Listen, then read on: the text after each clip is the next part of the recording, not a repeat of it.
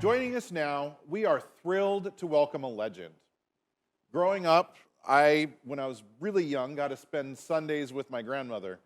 And we would start off the day with steak and eggs, which she ultimately burned, and may have developed my taste for well-done steak, much to the chagrin of most people that I dine out with. And then we would order pizza later in the day and watch that day's Seahawks game. She would open a Miller High Life in the can. I can still smell it wafting across the room. And we would sit back and watch, in her words, her boys. And two of those boys were Jim Zorn and Steve Largent. A couple years ago, we got a chat with Steve as well, and that was a thrill. And now we're just so blessed to have Jim joining us. So right now, we'd like to bring Jim in and get this conversation started. Jim, thank you so much for joining us. We are ecstatic that you are here, sir. You know, Jim, many folks in the area know you best as the first quarterback for the Seattle Seahawks. Obviously, that's where I saw you and became a fan. What was it like coming on as the quarterback for a brand new NFL team? The summer or the workouts, I ended up coming out on top of all the quarterbacks that were there, and pretty excited about the opportunity to be the starter. And went years in the beginning of the program, and then through the 70s and early 80s being the starting quarterback. Well, that's great, Jim. All right, leadership is a key skill on the field. And I imagine it was challenging to rally the team as you were starting out. What would you say to your teammates, and how did you motivate the teams you coached after making that transition to the sideline? Well, I think the leadership had not ever changed. I think it kind of was the same as a player. The whole idea, in my estimation, was to serve. Like leadership, I used to always say and still say it: leadership equals serving. And I think about your job as a CEO of Boys and Girls Club. You have to think about how you can serve your staff, how you can serve all of those in the Skagit Valley. So that's kind of what I tried to do, is kind of be, as a player, play as well as I could play, but also look out for those opportunities to serve my teammates and to give them the ingredients that we all felt like we needed to be a good team. And then as a head coach, and even an assistant coach, it's the same deal. As an assistant coach, my job was to get quarterbacks ready to play. And so I tried to do the best job I could to serve them by being, I would say, more ready than they were on and off the field, so that they could go out and express their talents. And then as a head coach, it's no different than what you're doing there. You have to really see, I guess one of the critical areas is to make sure that you speak with clarity, that you have a vision and you're following that vision, and that you're motivating others to follow that vision as well. Yeah, I appreciate that. You know, I'm looking at this wonderful wall behind you, and I'm sure each one of those represents a special memory, you know, your football collection there. Can you talk maybe about which one behind you is that most special memory that you hold dearly? Well, I would say, first of all, I had all these balls in boxes in a little storage area, and my wife said, why do you have these there? And I'm not really someone to try to promote all of myself. So Joy kind of created this wall, my wife, and I guess there are a lot of balls. I think probably the most special one is I still have the first ball that I played my very first Seahawk game, and I have that up, and I think that's a special ball. But some of these are very unusual footballs because they're one of a kind. They were made for, say, the 50th anniversary of the NFL, or it's a kickoff ball that kicks off a season, I have an XFL ball sitting around, and some of these are game balls that I was awarded because I was a player of the game. So they're all different styles and kinds. Wow, that first game ball. Yeah, Wow, that's something that I certainly would prize.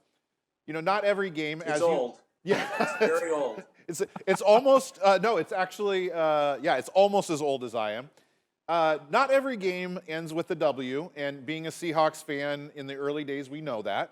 You know, for me, it was more about the character displayed on the field than the win. Actually, as a player and as a coach, how do you deal with those times where you didn't win, and how did you get prepared for the next game?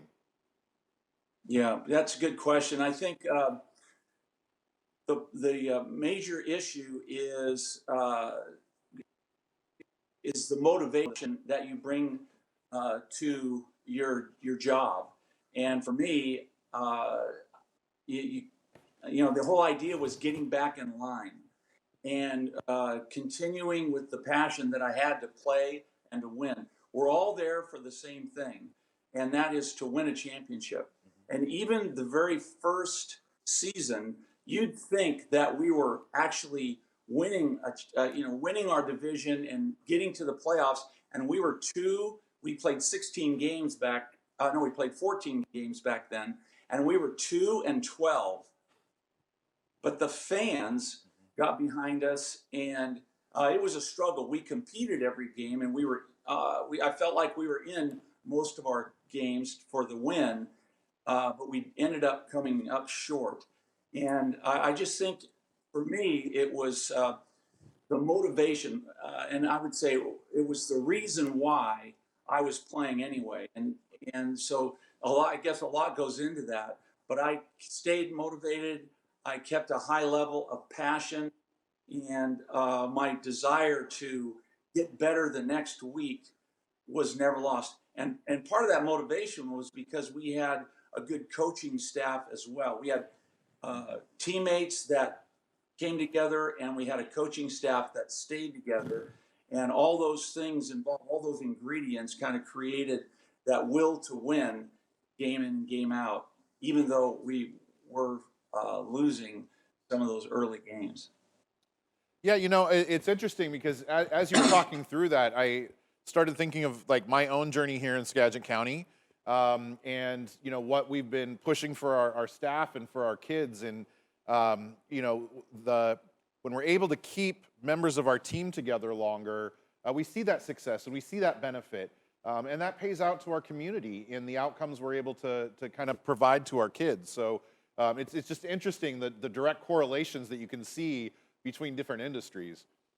After you made that transition from player to coach, what would you say were your greatest challenges? Well, my greatest challenge was to evaluate the quarterbacks that we had when I first started, and I was at the college level, and then I had to learn how to be on a coaching staff. You know, there's as a player, there's a lot of focus on that preparation to be out into the game, and I think as a coach, you know, my main concern was to make sure that my players were ready to go every game. So there was a consistency. You know, you're training the talent into players, and hopefully you're not training the talent out of the player. And so the whole idea was to allow those players to express themselves. And every quarterback that I've coached, they're different than I am. I don't try to make them be like me. I try to make them kind of freed up and help them play with the talent that they have. And then being a part of a staff is making sure I'm communicating the vision. If I'm not the head coach, I'm communicating the vision of the head coach, not only verbally, but with my actions as well, so that those players that I'm coaching can take that vision right, you know, in the locker room, right to the field, and kind of live with it and make sure that they're drawing their teammates closer together as well. I love both playing and coaching, and they both seem to have. There's a lot of interaction between the two. You've spent almost your entire career near the football field. Most recently, of course, close to home, where you still live, with the XFL. Tell us about that and what the prospects look like for the XFL team returning to Seattle and being active.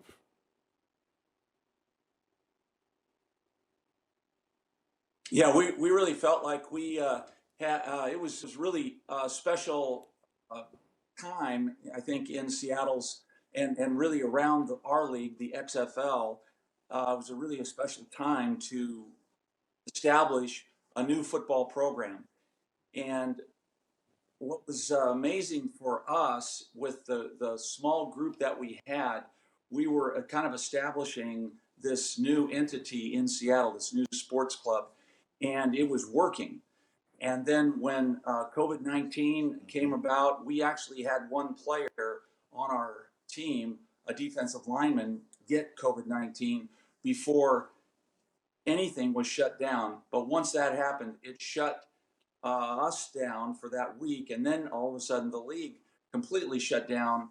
And then not only shut down for the season, but then shut down for good. So the XFL went through a Chapter 11 bankruptcy with our owner, and he's ended up selling the team. Now, today, The Rock owns the team, and he is now reestablishing his group, but it's not going to come back now. It's on pause, I believe, until 2023, and we'll see if it can come back. There's a lot of detail that has to be reestablished before it can come back. But what's outstanding, I think each one of these clubs, and maybe more in the future, are ready to go if so called upon.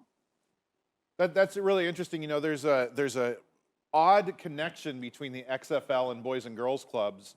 Of course, the XFL being, you know, the original brainchild of Vince McMahon and lots of support from the wrestling world.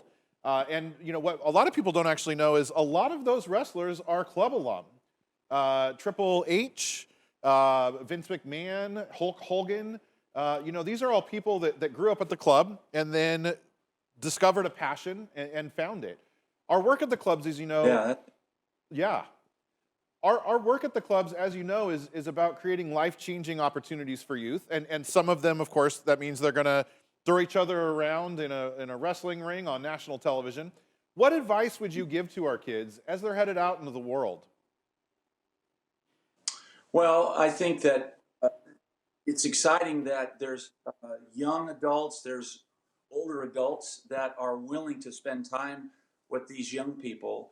And I think when I was young, I had sort of this space focus. I wasn't really focused on anything, any direction in my life, and I think it aided in helping me be sort of late on things or not really establishing anything. And now these young people have an opportunity to ask questions, to be involved, and to actually be mentored by Boys and Girls Clubs. And there's nothing, you know, there's the time spent, I believe, from the person who is benefiting from Boys and Girls Club, and then the leadership, the people that are volunteering, the people that are even paid because it's their job, all of those involved with those young people. I think that interaction gives those young people a chance. So I would say, you know, in terms of you know, maybe myself being in football so long, you got to risk it all. Don't be afraid to have these uncomfortable things happen, like not knowing. That's what I mean by uncomfortable. You may not know why you're even there, and then look at it and establish yourself to understand that you're being helped, and you have a chance to learn, and then you have a chance to narrow that focus, to find focus in directions that you want to go, and they can change. But I think that is kind of what makes the world go around. it's the more that we're never in a position where we stop learning. And the Boys and Girls Club are giving the chance for these young people to learn and to get themselves established as well. Well, Jim, I thank you so much for joining us really early on the Rise and Shine Skagit show here on KLUB 21. You're such a tremendous leader on and off the field. You brought so much pride and joy to just hundreds of thousands, if not millions of people in Washington State throughout your career. And I know that you were someone that I aspired to be, as well as your buddy Steve. I looked up to you, during my formative years, and so I'll credit I'll credit me sitting in this. That. Hey, Ron, I want to say two more things. One, I can't wait to watch the rest of the show because of Ian's jokes. I'm really rolling around listening to those jokes. I'm trying to write them all down as I go. But the second thing I want to say is, a lot of people that are on this visual and audio site are here, and they have friends that aren't. And so my challenge is when the program is over, because I just think that everybody should continue to watch and give support. But when it's over, I really hope that a lot of your fans, if you will, watching this morning show will go out and call several of their friends and let them know that they just watched this program for Boys and Girls Clubs. They've donated, and now they want their friends to donate as well as the day goes on. So let that, my challenge to your audience is to call 2 or 3 friends and get more funds for Boys and Girls Club in the Skagit Valley. It's a great place, and I wish you all the success as you go along in 2021. We appreciate that, and know that you're welcome for a club tour anytime. We won't force you to toss around the ball with the kids because we do realize that times change. But if you're ever up here, please don't hesitate to stop in. Ian? How would you think I couldn't throw the ball? I still throw the ball well. I assume that you could throw the ball. I just didn't know if you'd want to chase after it when the kids try to throw it back. Jim, this has been an honor. Thank you so much for joining us. We hope you enjoy the rest of your morning. And as Ron said, a couple years ago, we got to meet your partner in crime, Steve. And this morning, we finally got to talk with you. We appreciate all that you have done for us, and we appreciate you taking this time. All right, all the best. I love the Skagit Valley. I love the idea that you're just impacting so many young people and old people alike. So just continue on, and I'll come up and I'll bring a couple balls and we'll toss it around. That would be a big treat. Thank you so much, Jim. All right.